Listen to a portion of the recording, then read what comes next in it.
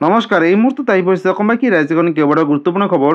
অসমৰ লাখ লাখ ধনী দুখীয়া পৰিয়ালৰ বাবে এটা ডাঙৰ খবৰ। অৰ্থাৎ ৰেচন কাৰ্ড থাকিলেই সুখবৰ, কাৰণ ৰেচন কাৰ্ড থাকিলে অকল বিনামূল্যে চাউলে নহয়, তাৰ উপৰিও কেইবাটাও সুবিধা লাভ কৰিব। লগতে যিসকলৰ নামসমূহ অৰুণোদয় আঁচনি 3.0 পৰা কৰ্তন কৰিছিল তেওঁলোকৰ বাবে এটা ভাল খবৰ, কাৰণ চৰকাৰে নতুনকৈ অৰুণোদয় আঁচনি 3.0 আবেদন প্ৰক্ৰিয়া আৰম্ভ কৰিছে। লগতে ৰেচন কাৰ্ড থাকিলে এতিয়াৰ পৰা নাপাব চৰকাৰী ঘৰ আৰু PM কিষাণ যোজনা 20 নম্বৰ কিস্তিখন কেতিয়া দিব আৰু কোনে কোনে লাভ কৰিব। লগতে 20 নম্বৰ কিস্তিখন লাভ কৰিবলৈ বিশেষ এটা কাম কৰিব লাগিব, সবিশেষ জানিব এইটো ভিডিঅ'ৰ মাধ্যমত। গতিকে ভিডিঅ'টো সম্পূৰ্ণ আৰু ভালদৰে বুজি লওক। বলক ভিডিঅ'টো আৰম্ভ কৰোঁ। আৰু আজি প্ৰথমটো খবৰ হৈছে ৰাজ্যবাসীৰ বাবে এটা ডাঙৰ খবৰ, অৰ্থাৎ অৰুণোদয় আঁচনিক লৈ এটা আপডেট আহিছে, চাই লওক। অৰুণোদয় আঁচনি নোপোৱা বা নাম কৰ্তন হোৱা মহিলাসকলৰ বাবে আহি গ'ল এটা ডাঙৰ খবৰ। অৰুণোদয় আঁচনি 3.0 অন্তৰ্ভুক্ত হ'ব 37 লাখ হিতাধিকাৰী। শীঘ্ৰেই কৰক ইয়াৰ বাবে আবেদন। অৰ্থাৎ লাখ লাখ দুখীয়া দৰিদ্ৰ পৰিয়ালৰ বাবে এটা ভাল খবৰ। অৰুণোদয় আঁচনি নোপোৱা বা কিবা কাৰণত নামসমূহ কৰ্তন হৈছে যদি তেনেহ'লে এটা ভাল অত্যন্ত জৰুৰী খবৰ। অৰুণোদয় আঁচনি 3.0 অন্তৰ্ভুক্ত কৰিব টোটেল 37 লাখ মহিলাক। শীঘ্ৰেই কৰক ইয়াৰ বাবে আবেদন। অৰ্থাৎ যিসকলে যোগ্য হ'ব তেওঁলোকেহে আবেদন কৰিব পাৰিব। অৰুণোদয় আঁচনি নোপোৱাকৈ কোনো মহিলা নাথাকিব অসমত বুলি ঘোষণা কৰিছে। অৰ্থাৎ যাৰ যাৰ ঘৰত ৰেচন কাৰ্ড আছে তেওঁলোকে লাভ কৰিব। কোনো যোগ্য হিতাধিকাৰীসকলে অৰুণোদয় আঁচনিৰ পৰা বাদ নপৰিব এতিয়া। আৰু তাক লৈ চৰকাৰে কেইবাটাও বৃহৎ সিদ্ধান্ত গ্ৰহণ কৰিছে। ৰাজ সাহায্যযুক্ত গেছ চিলিণ্ডাৰক লৈও ডাঙৰ ঘোষণা কৰিলে। 700 টকাতে গেছ চিলিণ্ডাৰ ল'বলৈ সাজু হওক হিতাধিকাৰীসকল। অৰ্থাৎ ৰেচন কাৰ্ড থাকিলে কেইবাটাও সুবিধা লাভ কৰিব। প্ৰতিটো চিলিণ্ডাৰত কমিব 300 টকাকৈ বুলি ইতিমধ্যে মুখ্যমন্ত্ৰীগৰাকীয়ে ঘোষণা কৰিছে। আৰু মুখ্যমন্ত্ৰী ডক্টৰ হিমন্ত বিশ্ব শৰ্মাই অসমবাসী ৰাইজলৈ কেইবাটাও আজি সিদ্ধান্ত কৰিলে। অৰুণোদয় আঁচনি নোপোৱা বা কিবা কাৰণত যদি নামসমূহ কৰ্তন কৰিছে তেনেহ'লে কোনো ধৰণৰ চিন্তা কৰিবলৈ নালাগে।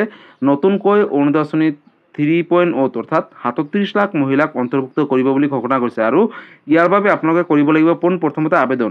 আৰু আবেদন কৰিব হ'লে আপোনালোকৰ ৰেচন কাৰ্ড থকাটো বাধ্যতামূলক। আৰু অৰুণোদয় আঁচনি নোপোৱাকৈ যাতে অসমত কোনো মহিলা নাথাকে বা কোনো যোগ্য হিতাধিকাৰীসকলে যাতে অৰুণোদয় আঁচনি 3.0 পৰা বাদ নপৰে, তাক লৈ কিন্তু চৰকাৰে কেইবাটাও ডাঙৰ সিদ্ধান্ত কৰিছে। লগতে ৰেচন কাৰ্ড থাকিলে সুখবৰ, কাৰণ ৰেচন কাৰ্ড থাকিলে এতিয়াৰ পৰা 700 টকাতে লাভ কৰিব গেছ চিলিণ্ডাৰ। আৰু বন্ধুসকল, অৰুণোদয় আঁচনি 3.0 ক'ত কেনেদৰে আবেদন কৰিব, আৰু আপোনালোকে সকলোৱে জানে যে নতুনকৈ মেম্বাৰ হৈছে, আৰু সেই মেম্বাৰৰ যোগেদি আপোনালোকে নতুনকৈ অৰুণোদয় আঁচনি 3.0 ফৰ্ম পাব। আৰু অফলাইনৰ মাধ্যমত আপোনালোকে আবেদন কৰিব লাগিব।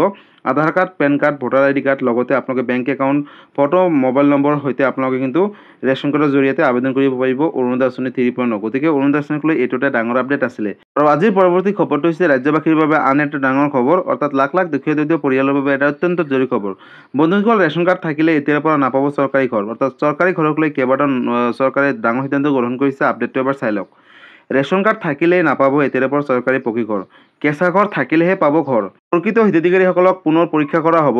ৰেচন কাৰ্ড থাকিলেই নাপাব এতিয়াৰ পৰা চৰকাৰী পকী ঘৰ বুলি ইতিমধ্যে ঘোষণা কৰিছে চৰকাৰে। লগতে কেঁচা ঘৰ থাকিলেহে পাব চৰকাৰী পকী ঘৰ। অৰ্থাৎ যাৰ যাৰ ঘৰত কেঁচা ঘৰ আছে তেওঁলোকেহে পাব চৰকাৰী ঘৰ।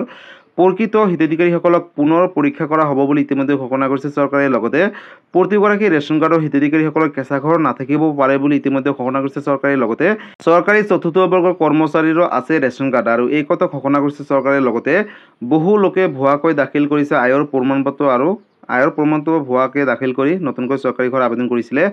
সকলোবোৰ পুনৰীক্ষণৰ অন্ততহে প্ৰদান কৰা হ'ব এতিয়াৰ পৰা চৰকাৰী ঘৰ। অৰ্থাৎ ৰেচন কাৰ্ড থাকিলেই নাপাব চৰকাৰী ঘৰ, তাৰ বাবে আপোনালোকে কিন্তু পুনৰীক্ষণ কৰা হ'ব বা চৰকাৰে পৰীক্ষা কৰিব যে আপোনালোকে যোগ্য হয়নে নহয়, আৰু আপোনালোকৰ ঘৰত কেঁচা ঘৰ আছেনে নাই। যদিহে কেঁচা ঘৰ আছে তেনেহ'লে ৰেচন কাৰ্ড থাকিলেহে চৰকাৰী ঘৰ পাব, আৰু যদি আপোনালোকৰ ঘৰত ৰেচন কাৰ্ড আছে তাৰ পিছতো যদি পকী ঘৰ আছে তেনেহ'লে কিন্তু চৰকাৰী ঘৰৰ পৰা বঞ্চিত হৈ থাকিব।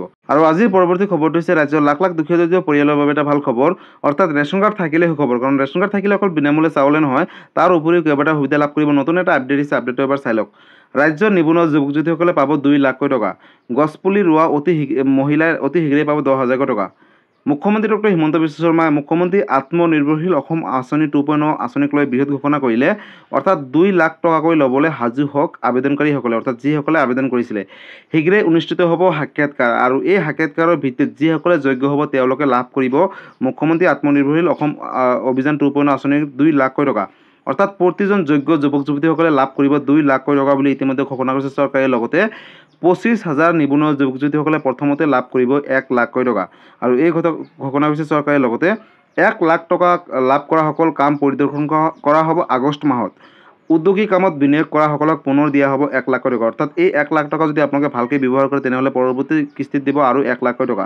সাক্ষাৎকাৰৰ বাবে সাজু হওক, অৰ্থাৎ যিসকলে আবেদন কৰিছিলে 30 মে'ৰ ভিতৰত সম্পূৰ্ণ কৰা হ'ব সাক্ষাৎকাৰৰ প্ৰক্ৰিয়া। সাক্ষাৎকাৰত বাছনি হ'লে পাব মুখ্যমন্ত্ৰী আত্মনিৰ্ভৰশীল অসম অভিযান 2.0 আঁচনিৰ জৰিয়তে প্ৰথম কিস্তিত 1 লাখকৈ টকা। লগতে ৰাজ্যৰ লাখ লাখ ৰেচন কাৰ্ডৰ হিতাধিকাৰীসকলৰ বাবে এটা ডাঙৰ খবৰ। 1 অক্টোবৰ তাৰিখৰ পৰাই অতি কম দামতে লাভ কৰিব চেনি, দাইল, নিমখ আৰু গেছ চিলিণ্ডাৰ। প্ৰতি কেজি চেনি লাভ কৰিব বজাৰতকৈ অতি কম মূল্যত অৰ্থাৎ 38 টকাত বুলি চৰকাৰে ঘোষণা কৰিছে। লগতে প্ৰতি কেজি মচুৰ দাইল লাভ কৰিব মাত্ৰ বজাৰতকৈ কম 69 টকাত। গতিকে লাখ লাখ পৰিয়ালৰ বাবে এটা সুখবৰ। লগতে প্ৰতি কেজি নিমখ লাভ কৰিব মাত্ৰ 10 টকাত, বজাৰতকৈ অতি কম মূল্যত লাভ কৰিব। গতিকে যদিহে আপোনালোকৰ ৰেচন কাৰ্ড আছে তেনেহ'লে আপোনালোকে এই আঁচনিখিনি বা এই সুবিধাখিনি ল'ব পাৰিব। লগতে গ্ৰেজুৱেট হোৱাসকল 2500 টকাকৈ পাব জীৱন প্ৰেৰণা আঁচনিৰ ধন। 1 জুনৰ তাৰিখৰ পৰাই আবেদনৰ বাবে মুকলি কৰা হ'ব পৰ্টেল। আৰু আজি হৈছে 1 জুন তাৰিখ আৰু আজিৰ পৰাই আপোনালোকে আবেদন কৰিব পাৰিব। তৃতীয় চতুৰ্থ বৰ্গৰ কৰ্মচাৰীয়ে কৰিব পাৰিব মিউচুৱেল ট্ৰান্সফাৰ। অতি শীঘ্ৰেই মুকলি কৰা হ'ব পৰ্টেল আৰু মুকলি কৰাৰ পিছতে আপোনালোকে পৰ্টেল নিজৰ ইচ্ছা অনুসৰি ট্ৰান্সফাৰ ল'ব পাৰিব চাকৰিয়ালসকলে, অৰ্থাৎ লাখ লাখ চাকৰিয়ালৰ বাবে এটা ডাঙৰ খবৰ। ফেচবুক লাইভ যোগে মুখ্যমন্ত্ৰী ডক্টৰ হিমন্ত বিশ্ব শৰ্মাই অসমবাসী ৰাইজৰ বাবে কেইবাটাও বৃহৎ সিদ্ধান্ত গ্ৰহণ কৰিছে। গতিকে যিসকলে মুখ্যমন্ত্ৰী আত্মনিৰ্ভৰশীল অসম অভিযান 2.0 আঁচনি আবেদন কৰিছিলে তেওঁলোকে 2 লাখ টকা ল'বলৈ সাজু হওক, কিয়নো প্ৰথম কিস্তি ৰূপে তেওঁলোকক দিয়া হ'ব 1 লাখকৈ টকা। আৰু হাতত মাত্ৰ বিশেষ কেইটামান দিনহে আছে আৰু এই দিনকেইটাৰ ভিতৰতে নতুনকৈ সাক্ষাৎকাৰ কৰিব আৰু সেই সাক্ষাৎকাৰত যিসকলে যোগ্য হ'ব আৰু যিসকলে এই 1 লাখকৈ টকা লৈ ভালকৈ ব্যৱহাৰ কৰিব তেওঁলোকক কিন্তু পুনৰ দিয়া হ'ব 1 লাখকৈ টকা। অৰ্থাৎ মুখ্যমন্ত্ৰী আত্মনিৰ্ভৰশীল অসম অভিযান 2.0 আঁচনিৰ জৰিয়তে 25,000 নিবনুৱা যুৱক যুৱতীসকলে পাব প্ৰথমতে 1 লাখকৈ টকা আৰু এই 1 লাখ টকা যোনে যোনে ভালকৈ ব্যৱহাৰ কৰিব, ভাল কামত খটুৱাব তেওঁলোকক কিন্তু পুনৰ দিব 1 লাখকৈ টকা। গতিকে এই কথা মুখ্যমন্ত্ৰী ডক্টৰ হিমন্ত বিশ্ব শৰ্মাই ৰাজ্যবাসীলৈ কেইবাটাও ডাঙৰ সিদ্ধান্ত গ্ৰহণ কৰিছে। লগতে ৰেচন কাৰ্ড থাকিলেও অতি কম মূল্যত ৰেচন কাৰ্ড থাকিলে কেইবাটাও আঁচনিৰ সুবিধা লাভ কৰিব। গতিকে এইটো এটা ডাঙৰ আপডেট আছিল ৰেচন কাৰ্ডৰ গৰাকীসকলৰ বাবে। আৰু আজিৰ পৰৱৰ্তী খবৰটো হৈছে ৰাজ্যবাসীৰ বাবে আন এটা ডাঙৰ খবৰ। অৰ্থাৎ বন্ধুসকল, PM কিষাণ যোজনা 20 নম্বৰ কিস্তি ধন কেতিয়া দিব আৰু কোনে কোনে লাভ কৰিব। লগতে 20 নম্বৰ কিস্তি ধন লাভ কৰিবলৈ বিশেষ কেইটামান কাম কৰিব লাগিব, নতুন কেইবাটাও আপডেট দিছে চৰকাৰে। গতিকে যদি আপুনি এজনী কৃষক হয় তেনেহ'লে পোনপ্ৰথমতে আপডেটটো এবাৰ চাই লওক। বন্ধুসকল, জুন মাহৰ প্ৰথম সপ্তাহতে কৃষকসকলে লাভ কৰিব PM কিষাণ যোজনাৰ অধীনত 20 নম্বৰ কিস্তি ধন। PM কিষাণ যোজনাৰ লৈ নতুন এখন তালিকা প্ৰকাশ কৰিছে চৰকাৰে। দেশৰ লাখ লাখ কোটি কোটি কৃষকৰ বাবে এটা ডাঙৰ খবৰ। কৃষকৰ একাউণ্টত শীঘ্ৰেই সোমাব চৰকাৰী ধন। অৰ্থাৎ যদি আপুনি এজন কৃষক হয় তেনেহ'লে এটা অত্যন্ত জৰুৰী খবৰ। চৰকাৰে ধন বিতৰণৰ বাবে ইতিমধ্যে সাজু কৰিছে নতুন এখন লিষ্ট।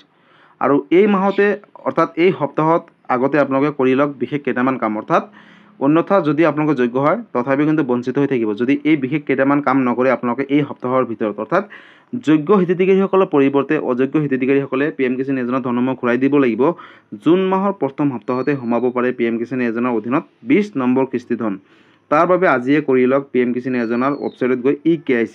আৰু যিসকল কৃষকে EKYC কৰিব তেওঁলোকেহে লাভ কৰিব 20 নম্বৰ কিস্তি ধন। আৰু বন্ধুসকল, EKYC ক'ত কেনেকৈ কৰিব?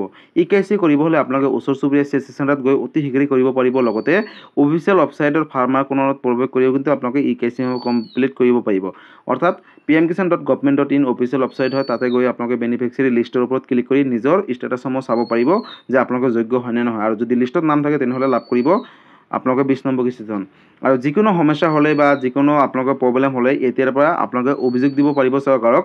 তাৰ বাবে আপোনালোকে হেল্পলাইন নম্বৰ মুকলি কৰিছে চৰকাৰে 155261 অথবা 1800115526। এই বিশেষ নম্বৰত কিন্তু আপোনালোকে যোগাযোগ কৰি কিবা কমপ্লেইন থাকিলে দিব পাৰিব। গতিকে লাখ লাখ কৃষকৰ বাবে এটা ডাঙৰ খবৰ। গতিকে বন্ধুসকল, যদি আপুনি এজন কৃষক হয় তেনেহ'লে এই ভিডিঅ'টো আপোনালোকে সকলো কৃষকৰ মাজলৈ শ্বেয়াৰ কৰি দিব, যাতে এই আপডেট কেইটা চাই যাতে সকলোৱে EKYC কমপ্লিট কৰে 20 নম্বৰ কিস্তি ধন পোৱাৰ আগতে।